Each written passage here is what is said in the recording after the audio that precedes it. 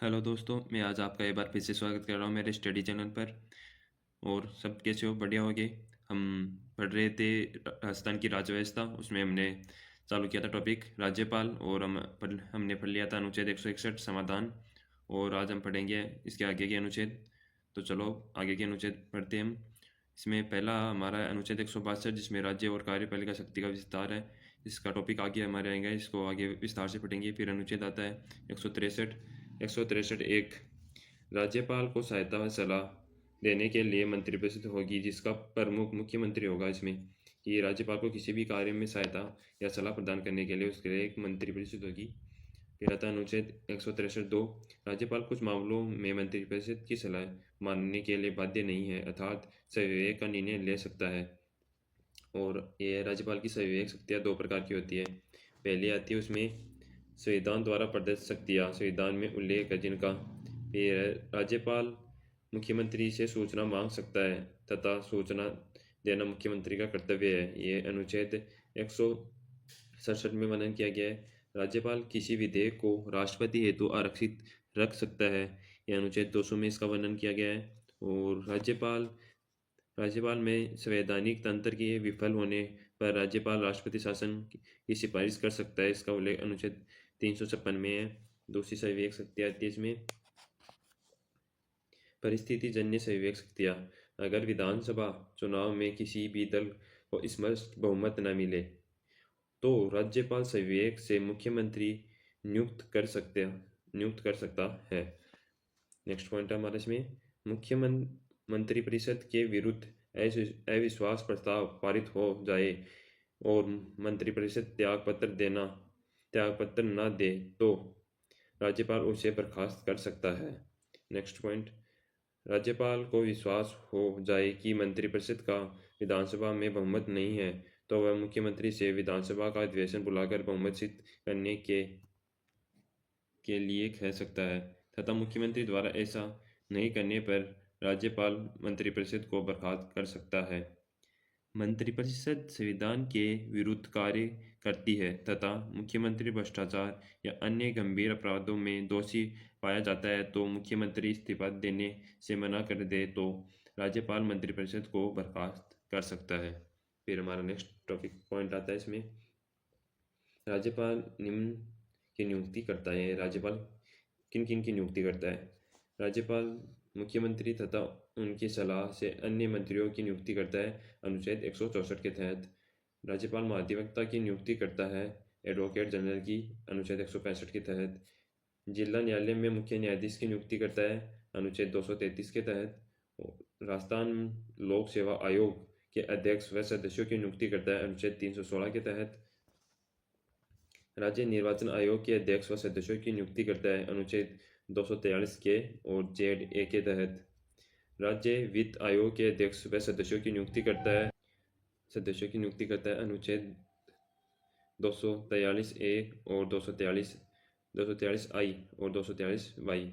फिर आता है राज्य मानवाधिकार आयोग के अध्यक्ष व सदस्यों की नियुक्ति भी राज्यपाल करता है। फिर नेक्स्ट पॉइंट है राज्य सूचना आयोग के अध्यक्ष व सदस्यों की नियुक्ति, लोकायुक्त और उप लोकायुक्त की नियुक्ति राज्यपाल अधिकार संरक्षण आयोग के अध्यक्ष व सदस्यों की नियुक्ति करता है। राज्य निम्नलिखित बोर्ड आयोग और समिति का अध्यक्ष व संरक्षण के रूप में कार्य करता है। पहला आता है इसमें राज्य सैनिक बोर्ड राजस्थान, इसका अध्यक्ष रहता है ये। पश्चिमी क्षेत्र संस्कृति केंद्र उदयपुर का अध्यक्ष, राजस्थान रेड क्रॉस सोसाइटी का अध्यक्ष, भूतपूर्व सैनिक कल्याण प्रबंधन समिति का अध्यक्ष, राजस्थान स्काउट व गाइड संरक्षण का संरक्षक रहता है। राजस्थान राज्य के सभी राज्य विश्वविद्यालयों का कुलाधिपति होता है और कुलाधिपतियों की नियुक्ति करता है। राजस्थान निजी विश्वविद्यालयों का कुलाधिपति नहीं होता है, यानी ओनली जो गवर्नमेंट सरकारी जो विश्वविद्यालय उनका ये कुलाधिपति होता है। हमारे इसमें नेक्स्ट पॉइंट आता है अनुच्छेद 167, राज्यपाल को जानकारी देने के संबंध में मुख्यमंत्री का कर्तव्य। राज्यपाल मुख्यमंत्री से राज्य के प्रशासन से संबंधित कोई भी सूचना मांग सकता है। मुख्यमंत्री का कर्तव्य है कि वह राज्यपाल को सूचना दे। किसी भी विषय पर मंत्री के निर्णय कर लिया लेकिन मंत्रिपरिषद ने विचार नहीं किया तो राज्यपाल द्वारा अपेक्षा करने पर वह मंत्रिपरिषद के समक्ष विचार के लिए रखा जाएगा। फिर आता है हमारा अनुच्छेद 168, राज्यपाल विधानमंडल का अभिन्न अंग होता है। फिर नेक्स्ट आता है हमारा अनुच्छेद 171(3), राज्यपाल विधान परिषद उच्च सदन में 1/6 सदस्यों को मनोनीत कर सकता है जो साहित्य, विज्ञान, कला, सहकारी आंदोलन, समाज सेवा के आधार पर होगा। अनुच्छेद 174, राज्यपाल विधानमंडल का सत्रावसान तथा विधानमंडल को भंग और विघटन कर सकता है। फिर आता है हमारा अनुच्छेद 174(1), राज्यपाल विधानमंडल के एक सदन या दोनों सदनों का सत्र बुला सकता है। विधानमंडल का सत्रावसान करना 1 वर्ष में 2 बैठक अनिवार्य है। फिर हमारा नेक्स्ट पॉइंट आता है अनुच्छेद 174(2) का भाग क, राज्यपाल विधानमंडल के एक सदन या दोनों सदनों का सत्रावसान समाप्त कर सकता है। फिर अनुच्छेद 174(2) का ख, राज्यपाल विधानमंडल को विघटन या भंग कर सकता है। अनुच्छेद आता है हमारा फिर नेक्स्ट 175, विधानमंडल के सदस्यों में अभिभाषण का और उनको संदेश भेजने का राज्यपाल का अधिकार है। फिर आता है हमारा अनुच्छेद 176, राज्यपाल का विशेष अभिभाषण। अभिभाषण 176 में आता है, इसमें हमारा पहला पॉइंट आता है अनुच्छेद 176 का भाग ए, राज्यपाल विधानमंडल के दोनों सदनों को संयुक्त रूप से संबोधित करता है तथा विधानमंडल को उनके बुलाने का कारण भी बताएगा। फिर आता है हमारा नेक्स्ट पॉइंट अनुच्छेद 200, विधेयकों पर अनुमति। जब कोई विधेयक विधानमंडल से पारित होकर राज्यपाल के पास जाता है तो राज्यपाल के पास 3 विकल्प होते हैं विधेयक के बारे में। इसमें हमारा पहला आता है राज्यपाल अनुमति दे सकता है, कानून बन जाएगा। वो अनुमति देगा तो वो विधेयक कानून बन जाएगा। राज्यपाल अनुमति रोक सकता है तो विधेयक वीटो पावर कहलाएगा। राज्यपाल विधेयक को राष्ट्रपति हेतु आरक्षित कर रख सकता है। इसमें कोई विधेयक जो राष्ट्रपति महत्व का हो या संविधान के विरुद्ध हो। राज्यपाल के पास 2 प्रकार के वीटो पावर है। पहली, निलंबनकारी वीटो। राज्यपाल किसी विधेयक को पुनर्विचार हेतु लौटा देता है तो उसे निलंबनकारी वीटो कहते हैं। यदि विधानमंडल उस विधेयक को संशोधन करके या बिना संशोधन वापस भेज देती है तो राज्यपाल को उस विधेयक पर अनुमति देनी पड़ती है। फिर नेक्स्ट आता है आत्यंतिक वीटो। राज्यपाल विधेयक पर स्वीकृति रोक सकता है। गैर सरकारी विधेयक पर आत्यंतिक वीटो का प्रयोग किया जाता है। फिर इसमें हमारे लिए एक नोट है कि धन विधेयक एक ऐसा विधेयक है जिसे राज्यपाल की पुनर्विचार हेतु नहीं लौटा सकता, क्योंकि राज्यपाल की अनुमति के बाद ही विधानसभा में ये रखा जाता है, यानी ये आगे इसका कार्य चलता है विधानसभा में। फिर आता है हमारा अनुच्छेद 201, विचार के लिए आरक्षित विधेयक। इसमें आएगा जब कोई विधेयक राज्यपाल द्वारा राष्ट्रपति के विचार हेतु आरक्षित रख लिया जाता है तब राष्ट्रपति द्वारा आरक्षित विधेयक पर विचार किया जाता है।